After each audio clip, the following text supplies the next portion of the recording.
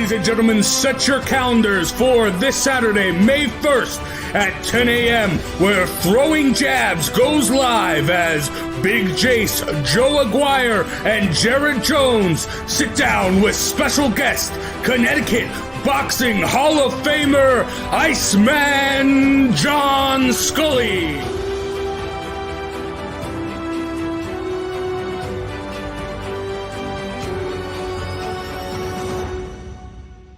Rocky Hill Accountants offers a unique, low-pressure approach to professional and personal services, which is why they have an excellent client retention rate and are extremely proud of the high-quality services that their firm provides. The executive team at Rocky Hill Accountants has over 35 years of combined experience in income tax preparation, bookkeeping, accounting, and IT crypto tax. They specialize in individual income tax preparation, as well as trusts, estates, and gift tax returns. The tax deadline for individuals is May 17th. If you're one of the 50 million Americans who still hasn't filed, visit RockyHillAccountants.com.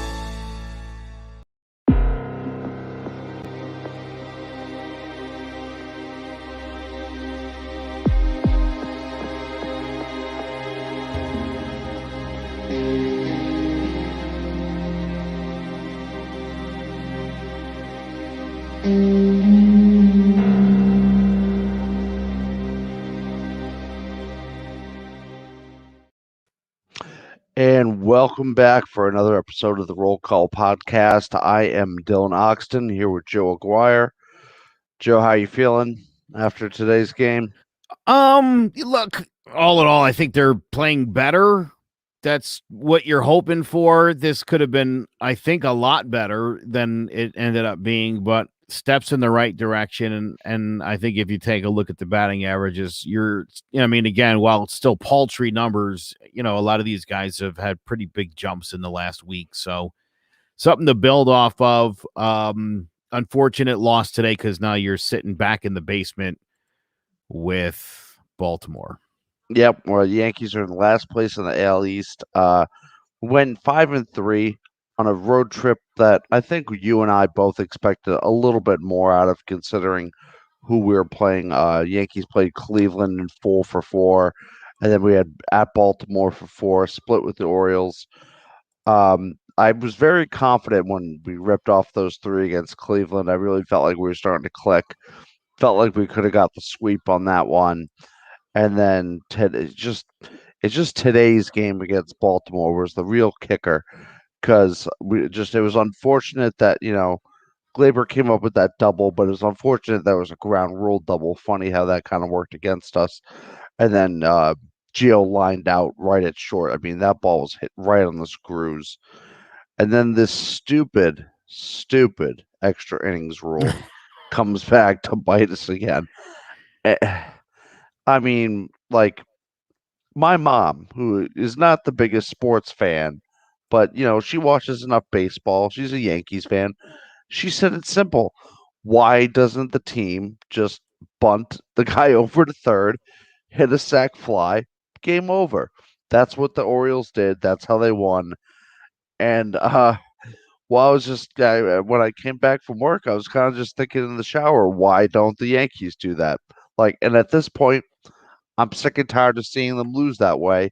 And from here on out, and it's never going to happen, I want the Yankees to bunt and sac fly, no matter who's at the plate. I don't care if Aaron Judge is the first guy up, bunt, move that guy over, hit a sac fly. Because, we're just not getting guys in normally from second base. We can't get a hit. So we got to find a way to win these games. Well, again, right, the Yankees shouldn't have been in that situation. You especially you think about the way Aroldis Chapman looked and has been looking, struck out 20 out of 29 guys he's faced this year. I mean, that's kind of ridiculous. You get into that situation, got to close it out. They did have a chance, Urshela,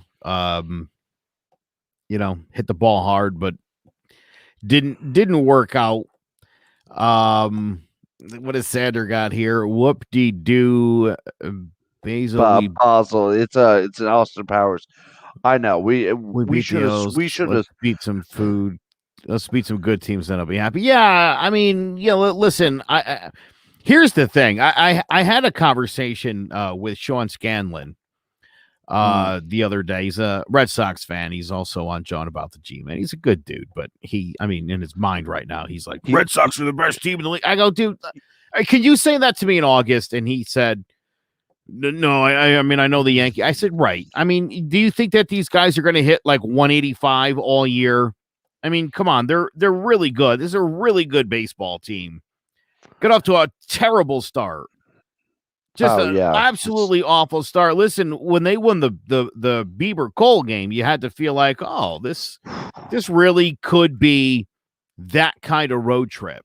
And they were close, but that was a great works game. in horseshoes, hand grenades, and atomic warfare. Oh yeah, absolutely.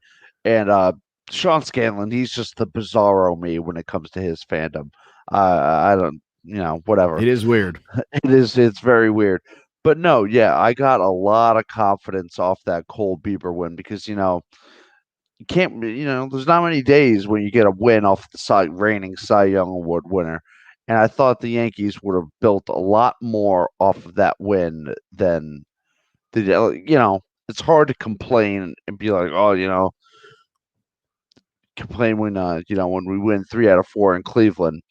But Xander is right. We should have won. We should have not split with the Orioles. Yeah, that's a shame. That's you got to go into to Baltimore and beat them up again. To leave tied for last with Baltimore when you had a chance to really put yourself. And again, the Yankees are still in pretty good shape. It's not like they're drastically out of first place here. And credit to Boone. He's not. He's just like with us. He's not that happy. Obviously, you go out on a road trip and you have a winning record like that. Certainly that's good. But we also know that there's a game or two that one thing here, one thing there, and all of a sudden it's a special trip. So I feel like we're moving in the right direction. The offense is collectively having better at bats, even though we got shut down a little bit today. And he's absolutely right. I mean, and you could hear it in the tone of his voice. Given he's not that happy that we just lost that game, but overall for the past 8 games, it's been a mixed bag. Like some of the wins that we had, they weren't that. I didn't feel all that great about them. Like there was only maybe 2 games throughout this entire 8-game series where I was like, yep, Yankees are dominating, not worried at all. A lot of them especially against Cleveland, we were down very early, and I was not all that, confident at the time that we could come back from those. But pulled it out, 5-3 on an 8-game road trip. It's good, but not good enough. Yeah, well, I mean, I think the more shocking thing was that Gary Sanchez got a start today in place. Oh, yeah. I mean, it's almost kind of funny, Dylan, when you think about it, because Kyle Gashioka was 0 for 4 yesterday, and Gary started today. And I just kind of thought that was funny. It's like, well, that guy sucks. Now, and to his credit, Gary did have a base hit, and I happened to be listening to the radio broadcast, and he took a called first strike, and then predictably swung at a sinker, swing miss strike 2. And I thought he's either going to take a fastball for strike 3 or he's going to swing at something out of the zone. He's in trouble here. And ended up hitting a pretty good hard ground ball single. So a good at bat for him, which I thought again was kind of promising. I think at this point with some of these guys, you got to start to. I had a couple walks today as well. That's what you're looking for in Gary Sanchez. Putting together better at bats. Some guys start. So sorry to interrupt, but no, I'm saying you're right. He's a really slow starter, and it's you're at a point where you're out of time. You're out of time for that. It's either start to produce or you're all done. And absolutely. And I mean, I like the message that Boone is saying that, if you're not producing, you're not going to play.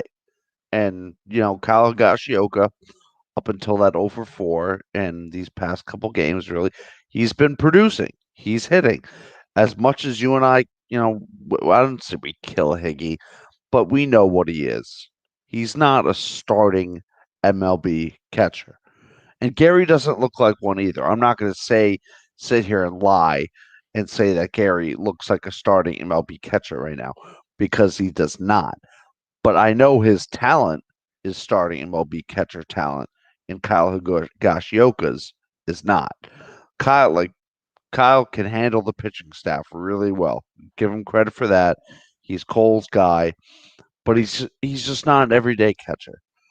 He's hot right now, and he's getting his playing time like he deserves, because when he's hitting, the guys that are hitting need to play. And just I wish Boone would do the same thing with Aaron Hicks right now, but Estevan, he just loves Aaron Hicks for some reason, and Hicks keeps getting ABs.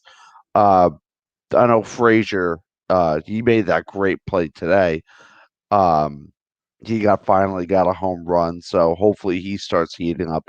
But if he doesn't start heating up either, I just don't see what the solution is for the outfield, because I don't need to see more Brett Gardner. Do you think it's time maybe we see some Estevan Florial?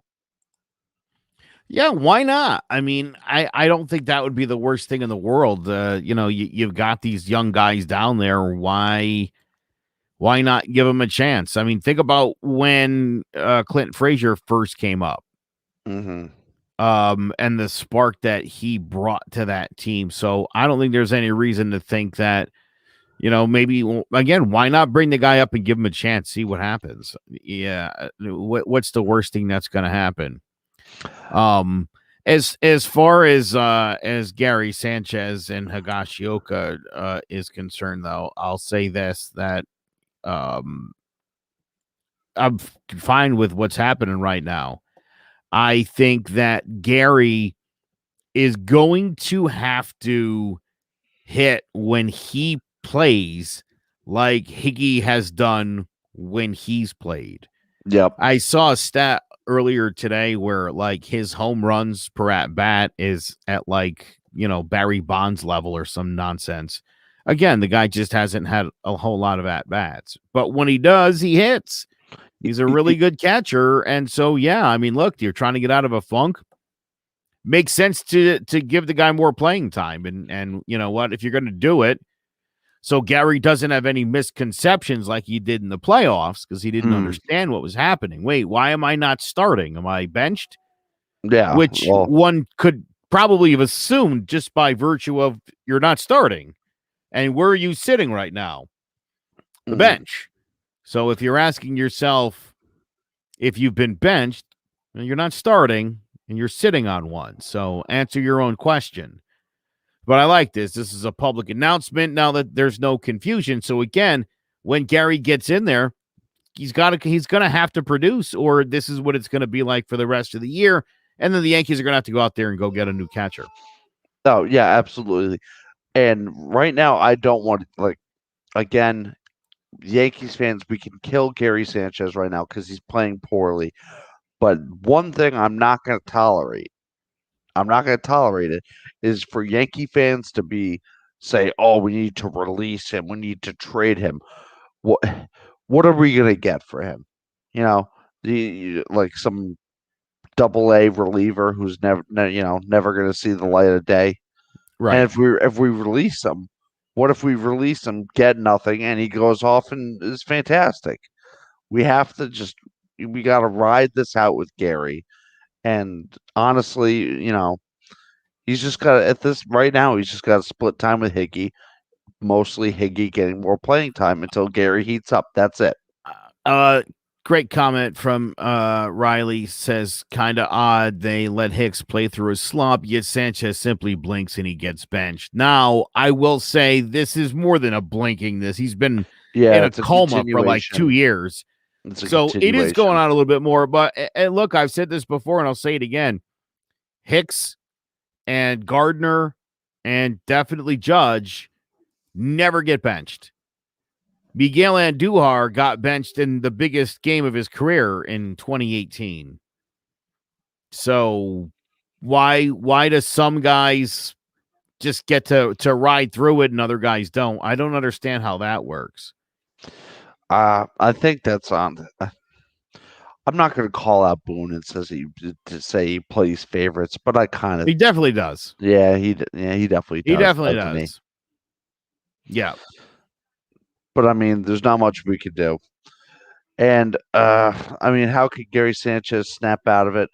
Like you just said, Joe, he's got to do what Hickey does. He's got to take advantage of his ABs. He's got to, because now I think we've sent a clear message. Hey, you can't just go out there and have like an 0 for 3 game, an 0 for 4 game, and expect to come back the next day and just be like, oh, there's my name in the lineup. No, there's got to be some tension going on in this squad. He was hitting 429 with 2 home runs in his first 2 games, and he's hitting 185 since. And look, when you're struggling, I mean, again, I've always said this. I'm a go with the hot hand guy. If somebody's, Urshela's getting hot, why is he hitting 8th? Move him up in the lineup. Take advantage of guys that are on fire. Think about in 2019 when Glaber was tearing the cover off the ball, especially in Camden Yards. They still had him hitting 7th. Move him up in the lineup. It's okay. God forbid you should drop Judge one. Again, the whole idea with these guys, some of these guys like Judge hitting second, is that idea that if you're hitting third or later, that you end up losing at bats because the game ends and it doesn't roll over quite enough. So you want to get that guy in the 2-hole. I'm not really worried about Judge getting more at bats. No. I want whoever's hitting well and has the tools to do it. That's who should be hitting second. Oh yeah, I mean today I was very surprised to see Giancarlo was actually hitting second, but again, Giancarlo's getting hot right now, and we need Ride the hot hand, dude. 13 of his last 29. Ride the hot. I am again, dude. I'm all for it. If somebody's tearing the cover off the ball, get them more at bats. Get him at the top of the lineup, and don't put a guy hitting 175 behind him because that's stupid. It just doesn't make. It just doesn't that's make been a any big sense. part of my thing is he'll move guys around in the lineup, but there's not there doesn't seem to be a ton of thought around it. Right? I mean, again, to have Odor hitting behind Urshela, the guy's hitting 184. What are you even thinking there? No, just nothing he's really doing is making all that much sense. With Booney, like this is the one thing I gotta just absolutely kill him on. I don't think he does a very good job at all creating a lineup. It just seems like he doesn't know what he wants to do. Right. He kind of like, I think in my head, I think he goes up to every guy after the game. He's like, "Oh, how you feeling? You tired? Okay, I won't play you next game. You can rest your foot." Screw that. Like if these guys are hot, I don't care if your shoulder's about to fall off. Get out there and keep hitting. Yeah, well, I mean, I don't know. Like this team's been so frail the last couple of years. Yeah. And listen, outside of Voit and Britton, who are both I think on their way back, and I can tell you right now, Severino's throwing a 35 pitch simulated game today. You don't have any injuries. To me, that's amazing. You're in really good shape for the most part. Considering the past 2.5, 3 years, the way the Yankees injury situation has been, it's kind of like I feel like we're constantly walking on eggshells, just waiting for someone to get hurt. That's how I feel with Judge. But I want to ask you, do you think Luke Voit, when he comes back, is going to bring a spark? Because personally, I think Luke Voit is trying to make an equivalent, the glue guy of the Yankees roster, kind of like how Nick Swisher was back for those 2009 that Yankees era team. That's what I feel like Luke Voigt is, presence-wise. And obviously, he's a huge offensive stick since he led the league in home runs last year. Yeah. I'm a person that believes in Luke Voigt. I mean, this guy's the real deal. He's, in 162 games as a Yankee, had like 49 home runs. We know what he did last year. And you can look, there's been a definite void of a Voigt at first base for the Yankees this year, and it certainly hurt I like them. And that. thank you. I just made that up. It's just like that. Anyway, listen, I think this guy is going to come back and hit. He's very consistent. He is definitely a spark plug. I feel like he's a real high energy guy for the Yankees. I think he's somebody that they could really feed off of. I think, again, you stick a guy like that in the lineup and you're taking, Odor out of the lineup, you've instantly made your lineup better.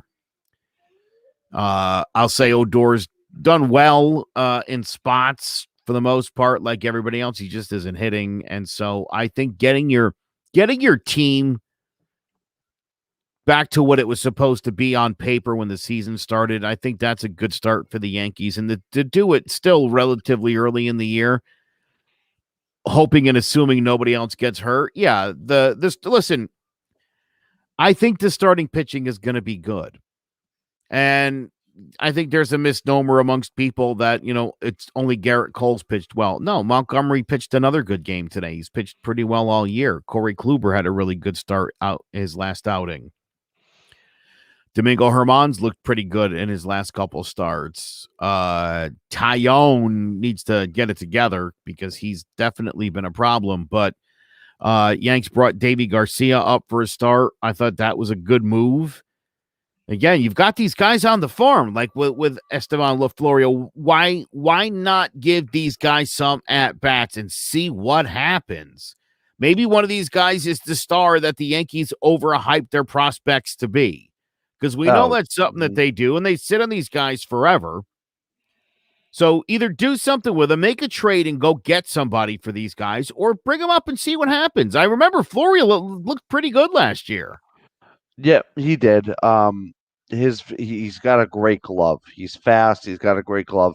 His bat leaves a little bit to desired. He's a little streaky, but I mean, what is Aaron Hicks giving us? He's not giving us nothing. That much. Yeah, exactly, nothing. Absolutely terrible. No, and I do think Luke Voigt will be the spark. He's definitely that glue guy. I remember last year when we were going through that real bad losing streak. I can't remember how many straight games we lost, but I remember him saying, "We're the Yankees, but teams aren't, acting like we're the Yankees. They should be afraid to play us." And again, that's how I feel like teams are right now. They're not afraid to play the Yankees. And the Yankees haven't given any reason for teams to be afraid of this lineup or team in general. The starting pitching, I have to give a lot more credit. And that their ERA is not their team ERA, other than Garrett Cole, is not a good representation of how they've actually been performing in the last 8 games. Kluber, very slow start. Obviously, we know in his first 3 starts, he only had like 10 or so innings, but he went 7 in his last start, and I thought Boone pulled him early. Luckily, we won that game, so I wasn't too upset about the early pull. Today, I don't know why we're playing Jordan Montgomery after 76 pitches. I get he just let up a home run, but this is a young pitcher who has plenty of rest. He could have gone more, and we could have got more, and he just could have gone an extra inning. Therefore, Chad Green goes an extra inning. Therefore, we don't need to use Darren O'Day, or who knows how the game would have gone. I just think Boone's pulling guys too early. I thought the game with Cole and Bieber, I thought Cole could have gone another inning. Let me ask you a question about Aaron Hicks. Just occurred to me, and I just pulled the numbers up. What is the big allure about hitting that guy in the 3 spot? Come on, you know it. It's the obvious There's thing. none. To me, there's none. But Right, no, to you, his but to Aaron Boone, why his why on but why base does percentage. he choose to put Aaron Hicks between Judge and Stanton? He gets on base. No, Oh, worse than that. oh, the old lefty righty thing. He's a lefty. Yeah. Right? His batting average this season as a lefty, 094. Not good. 5 hits and 53 at-bats. Hitting right-handed, he's batting 273 with 2 home runs and 4 RBI, 6 hits and 22 at-bats. So all this talk about, well, he's a only left-handed batter in the lineup. Well, he sucks as a left-handed batter. So can we cut the crap with that already? Not a good left-handed hitter. No. The only thing he could do from the left side is he hits the occasional bomb. That's it. And he look at that. That's it. That's all he does. Is that he hits a cool-looking left-handed home run. Do you remember Mariano Duncan? Played for the 96 Yankees. Okay. No, I was 2, so no. Had a 341 batting average. And the Yankees, even though they had won the World Series with him as their second baseman, they wanted a best second baseman. They went out and they ended up getting Chuck Knobloch for the 98 season. And it was just one of those things where the guy produced. But they and funny with him, he came up as a switch hitter. Mm. And much like Hicks, was a lousy left-handed hitter until he stopped switch hitting. And he only hit right-handed for the Yankees, and he led the league with a 341 average. Maybe it's time for Hicks to stop hitting lefty. The Yankees lineup is already right-handed heavy. What's one more guy? I hate that that's like just for Yankee fans and other baseball people in general, that's like a knock that they try to put against the team, that they're too right-handed heavy. Have you seen the ballpark we play in? It doesn't take much for a righty to go oppo and for it to be gone. That should not be a problem. And all the Yankees fans that are like, oh, the Yankees need a big lefty bat. Well, it's not like we haven't tried this season, at least. We tried Jay Bruce. Jay Bruce just can't play. He had to retire. Aaron Hicks obviously can't hit left-handed since he's 5 for 50 something. And Brett Gardner looks like his age. He's playing like it. It's not the peak Gardner that we had like 2 years ago, or even Gardner last year. He looks worse. And we just keep rolling these guys out there like we're expecting a different result. I mean, again, it's of insanity. It's the reason why the Yankees are sitting where they are right now, which is in last place and incapable of really stringing anything together. Because let's be honest, the real problem, Dylan, has been and is consistency. You're starting to get it from the starting pitching, and so that's good. Now the guys have to start hitting like that. Who one person that we've left out of our total team roast today? I'd say that's what we've been doing. Not Aaron Judge, not Giancarlo, not Gary. DJ LeMahieu, despite his 274 batting average, where are the big hits? I haven't seen a single big hit. When I go through the box score every single day, I see a couple singles for DJ, no RBIs. And whenever I'm watching, I see DJ come up with a guy on second, guy on third. He's not getting those hits. Yeah, he's batting 275 and he's got the highest batting average on the team. But a lot of these hits, like they say to Giancarlo, a lot of his home runs don't mean anything. A lot of these hits for DJ are just singles and just coming with no one on base. I mean, lackluster so far. Yeah, very lackluster. It's funny, and I'm not going to say this because I think it's a little early, but right? I mean, the guy got paid, and now he's not producing, and that's always really disappointing when the guy gets the money and underperforms. And look, for DJ, what's underperforming? I mean, he's hitting 278. That leads the Yankees by, I believe, 28 points. So he's still by far the only guy that's getting hits. And, it's hard to get big hits when there's not really anything going on. Yeah, So exactly. I do think that's also part of the issue. But, I mean, this team just collectively hasn't been doing much. And, I mean, that's obviously really disappointing. So, And, look, and considering that the pitching plus the bullpen has been, I wouldn't say phenomenal, but borderline solid ever since April 17th, where I was saying to you before we hopped on, the Yankees haven't let up more than 4 runs since April 17th, yet we're losing all these games. If I told you through this whole streak, like back on April 17th, if I told you that this Yankees team would not let up more than 4 runs, you would probably tell me in a normal year, oh, we just went undefeated, not we just went 5-3 and split with the Orioles. It's yeah. just that the offense it's getting better, but it's still not good enough. But I'll tell you who is good enough right now and get real hot is Chapman. I mean, look at that. 101. Boom. Here's another 100 inside. And then finish him off with a nice 102 stare down. This guy's on fire. He's This guy, faced 29 batters and struck out 20 of them, 2 hits, 3 walks.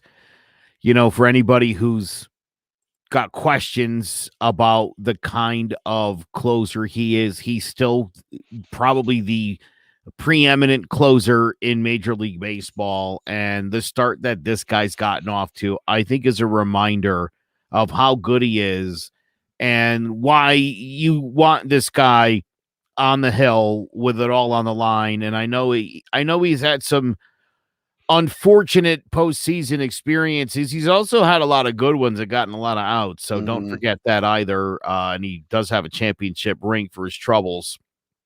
So, but this guy still is, I think, the best closer in baseball, and he's certainly pitching like it right now. And you got to feel good about that, and knowing that Britton will be back just to bolster this thing at some point. Oh, or I mean, you could make the argument that the Yankees have the 2 best relief pitchers in the league. I know for a fact we have the very best in Aroldis Chapman right now. This guy is worth every penny of that contract we're paying him right now. And I mean, he's the best. I've never seen him this good. I've never seen him this good. And for Yankee fans to rag on him about the playoff woes, yeah, the home runs and him smiling after, it's not a great look. But this is the Mariano best. used to smile too. I mean, Yeah. I think there's more to that smile than, it's not amusement. I can tell you that much. Yeah, and people forget Mariano blew big games all the time. Yes. And always had like that. What are you smiling at there, bud? What's going on with you? I think it's more of a "you got me" kind of smile. I would say so. So. Again, I mean, if the Yankees hadn't lost to the Astros on the home run to Altuve, that wasn't, say, the clinching game and they had to do it all over again the next night, I would be more than happy to have seen that matchup again. This wasn't like Byung-Young Kim against anybody on the Yankees in the 2001 World Series. Yeah. You're too young to know that one. Byung-Young Kim. I remember that. Oh my God, this guy gave up home runs in like 3 straight games to It was unbelievable. And right after 9/11, when New York needed that kind of like boost, it was again, dude. Sometimes you see guys just playing out of their minds, and I think right now that's something that Chapman's doing, and it's let's hope that this continues. Not just him too. Chad Green looks unbelievable. Yeah, so right. Guy had some trouble the last couple of years. Had some weird stints, but again, has been very consistent outside of those couple of weird, horrible streaks that he had. And it's good to see him looking like he was the previous years, where he really, I think, is one of the, again, most dominant setup guys in the game. I mean, a guy who's capable of going in there and pitching multiple innings and striking guys out, and that's what you want. You know what I've always thought about Chad Green? Because I know he throws like 97, 98, and that's fast. But he doesn't, and he's a righty too, but he doesn't really throw many different pitches other than a fastball. So it's kind of like you know what's coming, but batters still can't hit it.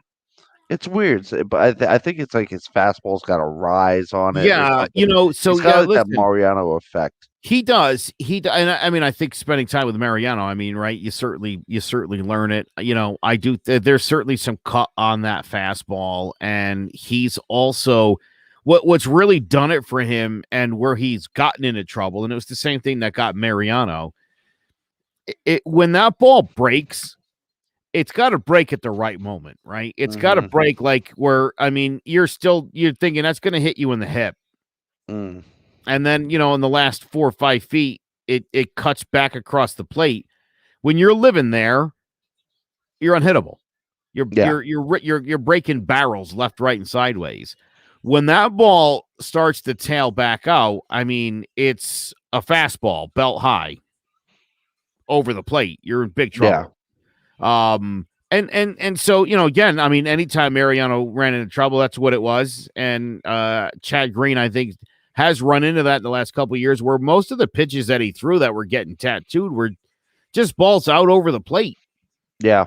So And it took him even those years where he was getting rocked early on, and we had to send him down, get his mind right. He came back sharp. oh yeah. I mean, Well, again, so I'll tell you, Dylan, because I like to talk about my wiffle ball career.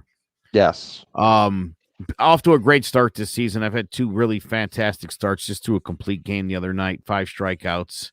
You got Um, any ice on your shoulder right now? You no, good? I'll tell you what. I had a physical the next day. My blood Mm. pressure is a resting 160 over 110. My doctor was like, "You're like having a heart attack, pretty much, round the clock." I said to her, "I'm like, I woke up this morning and I texted my teammates and I was like, I could throw 6 more tonight. Like that's how I feel amazing right now." But where I was working, it was, listen, this used to be a league of hackers that I was in. Now Mhm. it's a league. Everybody wants to work the count. I'm the OBB king when I'm at the plate. I work counts. I fight off, full count pitches. And the league has started to become more of that. And so I find, listen, you got to work the levels. Mhm. If you keep throwing the ball low, I mean, guys start to key in, and that's where you start getting tattooed on. Can't throw the ball out over the middle of the plate. Got to work those corners. And the other huge thing is, and it doesn't have to be much, but you need to be able to change your speed. Yep. It sounds like you went to the Garrett Cole School of Pitching. Oh yeah. I'm telling you, I learned to pitch, and it's got really serious late break to it. I've got a nice hook curveball, and I Mhm. have a second grip on that first pitch where it just takes a little bit off it. It gets hit a lot, Dylan. Everybody hits it foul down the line. Mhm. Then I come back down and away, breaking out across the outside. You can't hit it. You know what I mean? Just working the levels. And so the more So I've been doing that, I kind of, again, the whole science to pitching, right? I mean, again, it's wiffle ball.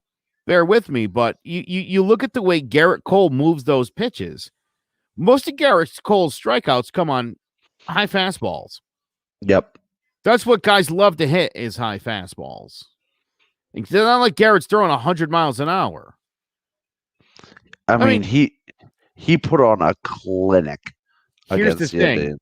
You work the ball down, you work the ball in, you work the ball away, you come back up and in, and then you go out across the plate. That's where you throw guys off. Oh There's a yeah. lot of guess hitters in baseball too. So again, if you have the ability to be like Garrett Cole, where you can throw any pitch in any count, I mean, that's why there's aces in this league. There's guys that, on 3-0 can throw a curveball, and they know Mhm. they're going to locate it for a strike. And now suddenly this at bat just took a turn for the worse for you. Yeah. So And I'm glad that you brought up the whole guest pitching thing, because that's another thing that I think Gary had, going back to yes, Gary Sanchez real quick. I feel like that's one thing in his. I don't know what his actual approach is, but for what I'm seeing is they're telling him to take a first pitch. They're telling him to take the first pitch strike. I've noticed And that, and every single pitcher is just throwing the pitch down the middle. I yep, mean, it's and they're doing that. unbearable. They're doing that with not just Gary, the whole lineup. The whole lineup. I think pitching coaches, what they're doing to attack the Yankees is they're telling them, look, they're going to take the first pitch no matter what. Just throw a strike and then make them chase down and away after that. Once they're down 1-0-1, they have no choice but to defend, and our guys are just in the hole already 0-1, and they're just not swinging the good pitches. I would like to see some of our guys be a little bit more aggressive and swing on the first pitch. A lot of the times, those are just trying to get me over pitches. Dylan, I was literally listening to the radio. Gary comes to the plate, and I'm thinking first pitch fastball down the middle, and John Sterling makes the call. Mm-hmm. Second pitch, like I said, was a sinker, swing and a miss. And I knew before the pitch came, I'm like, he's going to swing and miss at this one. Okay. And then again, I thought fastball down and in over the plate, called strike 3. And it didn't happen. And then he hit a sinker hard for a single. I mean, I was surprised. Again, I was and again, I told you he had 2 walks today. He had good at bats today. Yeah. To me, that's what you need to see from Gary Sanchez. Gary's not going to play as much right now. So Gary, if he's smart, is going to go out there and see as many pitches as he can every at bat now. He's going to work the count, and he's going to take walks, and he's going to have to contribute. And I hate to say this, but at $6 million, I think the Yankees can eat it and send him packing. Yeah, I see what you're saying. I just hate the idea of releasing guys and not getting anything for them. But at the same time, well, like, there's a reason the Orioles are we possibly getting for Gary at this point? You're not getting anything for Gary. You're not even getting a middling reliever for him at this point. You couldn't even have gotten Wandy Peralta that Mike Talkman got brought back from the Giants for us. You couldn't even get that for Gary right now. Oh no, I mean, I just hope he can hit it. For our sake, he needs to hit his way out of this. Not that, he's not going to get the chance to hit his way out of this. He's got one choice. And again, it's to do what Higgy's been doing for 2 years. Yeah. You get to play. You got to have good at-bats. You got to call a good game. You got to throw runners out, and you'll live to see tomorrow. Mm-hmm. Gary's out of chances. 2 good games. It was promising. Everybody was excited. And then we're right back to where we were. It's just it's a real continuation of last year, and you hate to see it because I feel like you're defending Gary, whereas I've started to give up. I will say Gary's biggest defender. I am Gary's biggest defender. I love Gary. I love Gary.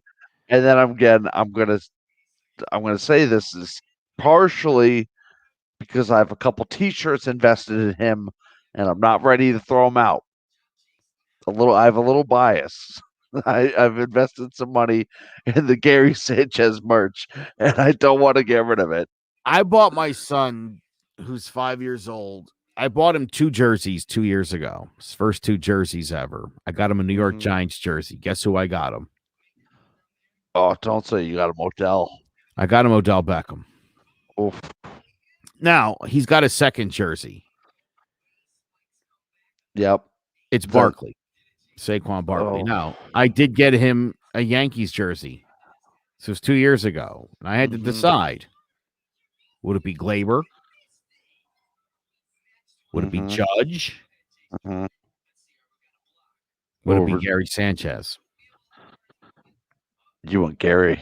I did. I just pulled it out of his dresser today. I was showing it to him. He was like, that guy sucks, doesn't he? And I was like, yeah, you don't have to wear this. It's sad. It's really sad. The question. I'm not going to rake you over the coals over this. Is Gary's last name on the back of that jersey? Yeah, it's not a pinstripe jersey. It's one of Okay. the blue Oh, it's the one practice. of the blue ones. Yeah, Okay. yeah, yeah, yeah. That's totally fine then. Yeah, Yeah. no, I would never. I would never. I have a Jeter and a Mariano. I have a 42 and a 2. There's no name on the back. I wouldn't dare, never have, even when I was a kid. I mean, my mom is a huge Yankee fan, and would never buy a pinstripe jersey with a name on the back. That's just not how it goes. We understand that. Yeah. I'm glad that you and I are No, I simpatico come on from a this. good baseball family. You know, we're not the Boons or anything, but yeah, no, we definitely. I'll tell you one funny thing about me. I've been wearing Yankee gear. I've been decked out. I mean, my son actually has my Yankees warm up jacket from when I was 5 years old, and I used to play out in the cul-de-sac by my house. I used to play ball all day, every day, from spring till it snowed. And man, I'll tell you, I've never had a Yankee road jersey in my life. I have never owned Really? I have never owned a gray road jersey in my entire life. I have to say I had a Johnny Damon 18 gray jersey, That's but crazy. that was like it was like a kid's large, so it's definitely not has not fit me for a while to say the Yeah. least. But this one that I'm wearing right now is a CC 52, and I got that because I got a plus in social studies in the 8th grade, so I got rewarded with the jersey. And this That's a is good the jersey. That's a great yeah. jersey. I've got warm-up jerseys of O'Neill, Martinez, Tino, that being Mariano, Jeter. Are we talking about those Um, nice blue ones? yeah, Oh, I the like the button-up those. jerseys. Yeah, and then I got a bunch of, I've been, the Yankee, it's got the NY and it's got a name and a number on the back. I got I a got a lot of those. million of those. I mean, Yeah. going back to like Reggie Jackson, I think was the first one I ever had. Dave Winfield, Don Mattingly, Don Baylor, Yeah. Ron Guidry was Mhm. a big favorite of mine. Good old Louisiana Lightning. So yeah, man, it's all about the jerseys. But I just never. I don't know why. You got to understand. When I was a kid, like we would get up in the morning and go play ball in this cul-de-sac Mhm. all Yep. day, every day. And I would get up and I would put on the pinstripes. I had a warm-up jacket, wristbands, a helmet, Mhm. The eye tape black. under the eyes. I had the flip glasses. I mean, I was for real. Did you I go wasn't out there messing around. under the eyes? Did you go tape or did you go paint? Oh no, paint. Always got to go with the. Okay. Oh yeah. Yes. Because I know some kids that would get like stickers and they'd put them on. I was like, nah. Always wristbands, 2 batting gloves. Oh, I went no batting. I would always go no bat. Actually, no, that's wrong. I would go batting glove on left hand, and that's about it. But then again, I didn't hit all that much because I'm not that good at Yeah. hitting. Well, you know what? Anybody that wears one batting glove, I don't think can be a good hitter. That's I Well, don't see know. that's why I was once I made the high school team, they stuck me in the bullpen, took the bat right out of my hands. So Yeah, they kn- I guess they knew better. oh they absolutely knew better, and I should have known better too. But oh yeah, Rally, that's absolutely right. The Yankees are playing like we're wearing our practice jerseys. I mean, but hopefully these next few games against Astros and Tigers, we can get it going. I absolutely okay. I hate being the Yankee fan and be like, I expect us to sweep this team. We better sweep the Tigers. We need to sweep the Tigers to really get it going. There's no reason why this team we should lose at all to this team. Maybe all season. Well, we'll eventually lose it to them in the season because we play so many games. But Right, you right. know what I mean. They're a better team. I think the Orioles are a better team than Detroit. I can't think of anyone on Detroit other than Miguel Cabrera, and he's like 40. Yeah, and well, so the good news is tomorrow night Garrett Cole is pitching for the Yankees against Tarek Skubal, who's 0-3 with a 5.21 ERA. Although the Yankees certainly made Lopez look pretty good today. You, you know Yeah, what's one thing I just to put in this real quick? I don't understand why the Yankees seem to be the only team in the MLB when it comes to a rookie pit. When we see a rookie pitcher, it's almost a guaranteed loss for us. I don't No matter, know. Weird. It's like bad scouting or something. it's like they've never seen. I get it. They haven't seen him pitch before, but he's a rookie. I mean, how many? Like, it's not like this guy's like a Sandy Koufax or something like that. Right. But it Right. just seems to be me that like every single time we see a guy we've never seen before, we make him look like Sandy Koufax. Yeah. So hopefully that doesn't happen with this. I don't even know what the last name you said. This guy's got such a weird name. Yeah. His name is Tarek Skubal. Skubal. Saturday, James Taillon goes against Spencer Turnbull, who's pitched all right, 101, 3.27 ERA. He's got a whip of 0.82, which not bad. Sunday, Corey Kluber goes up against the former Marlin Jose Urena, who's off to a 1-3 start, but does have a 3.77 ERA and is actually coming off a pretty decent start. Tuesday, they play. They're home for Houston, right? Yeah, they're home. No, yeah, No, they're away. home. No, they are right. They're away or they're home. It says I versus, was so that's no. They'd be at. So they are. They'll be home for this. They'll be home okay. for because they do have Zach Greinke, who's Mhm. pitching Tuesday for the Stros, 2-1, 3.44 ERA. He will face off against Domingo Herman, who, as you mentioned before, pitched a much better game in his last outing. So, Past hopefully, 2 outings, I'd say. that's correct. I'm sorry, and I did say that earlier. It was his last 2 outings. Montgomery goes on Wednesday, 101, a 4.39 ERA. They don't have a starter yet lined up as for Houston, and then Thursday, Lance McCullers Jr., who's 101 with a 4.58 ERA. He will face the greatest pitcher in New York history, Garrett Cole. Now, so with the whole opener thing, I feel I don't. I'm not opposed to it, but I'm also not a big fan. How would you feel if we just gave Michael King a start? Because I'll tell you what, he looks sharp in these little 3 inning bullpen stints that he comes out and does. He's looked top notch I'd out like of to it. see him literally get an actual role in that bullpen and maybe be a 7th or 8th inning guy, or at least be able to come in big spots, because I was being slightly sarcastic, but Garrett Cole is one of the greatest pitchers I've ever seen in my life. I won't say in New York because he hasn't been there long enough, but man, that guy is like next level, as is Jacob deGrom. I don't want to disrespect anybody. We've seen some great ones in New York the last few years for sure. Roger Clemens, Mike Bassina, Mm. CC Sabathia. Been a real treat to see some of these cats pitch, you know? Oh, just one thing, real quick. I can't stand that we lost that game to Matt Harvey. Just oh my god.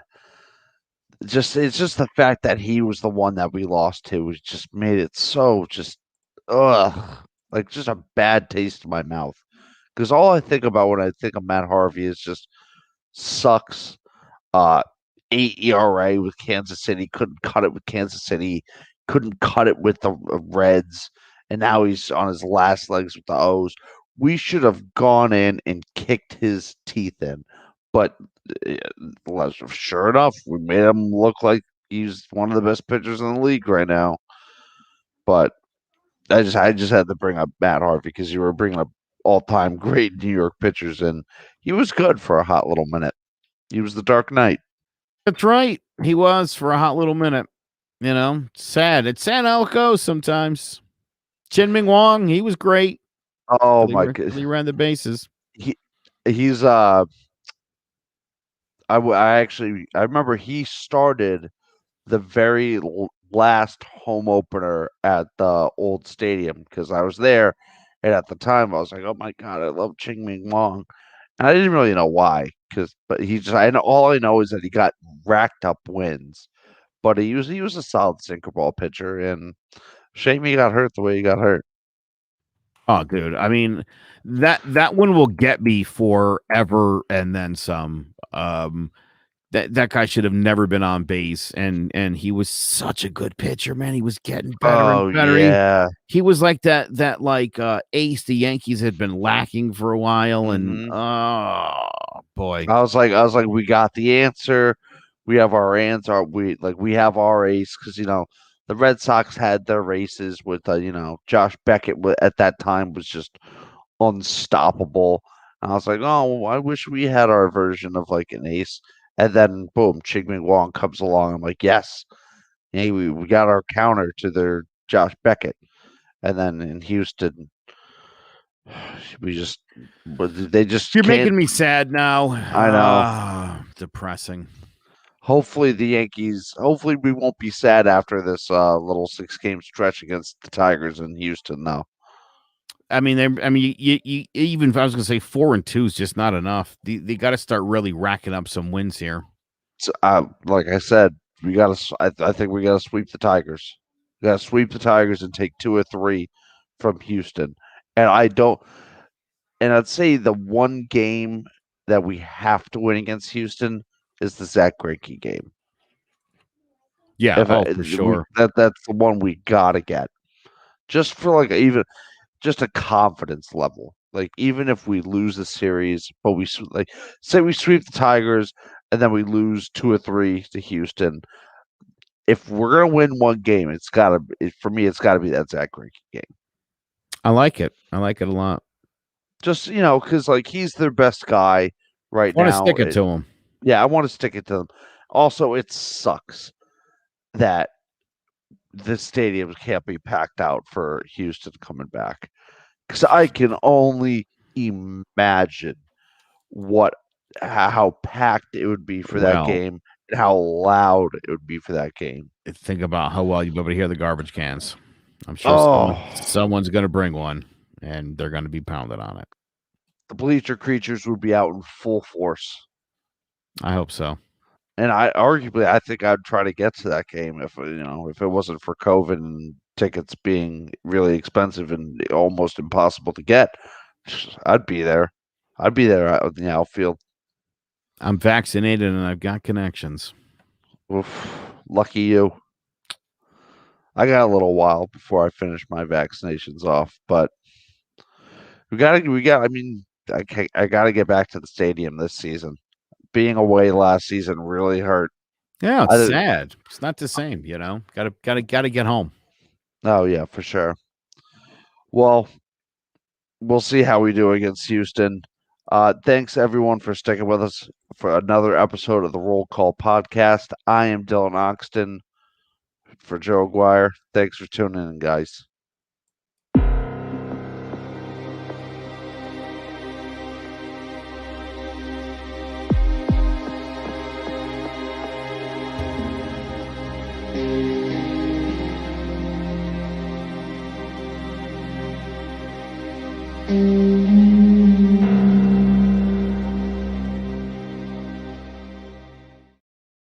Can I get a roll call? Let's get it on. Hit the field, let's play ball. Come on home, we stand tall. Oh yeah, we back. Oh yeah, we back.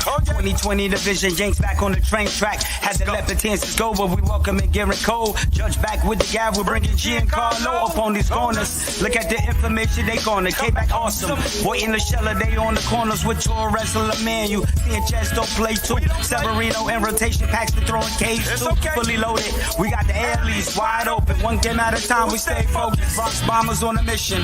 World Series chasing, taking the division. No time for wasting. Again, first placing.